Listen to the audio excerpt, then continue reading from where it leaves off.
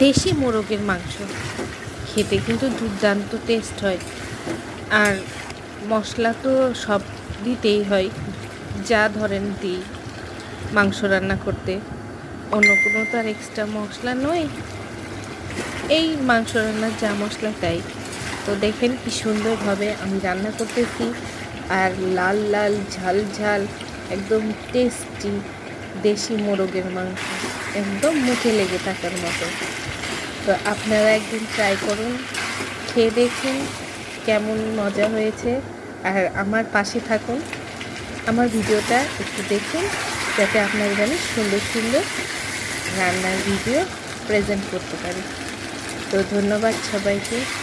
আর আমার ভিডিওতে একটু লাইক কমেন্ট আর আমাকে একটু সাবস্ক্রাইব করে দেবেন। ধন্যবাদ।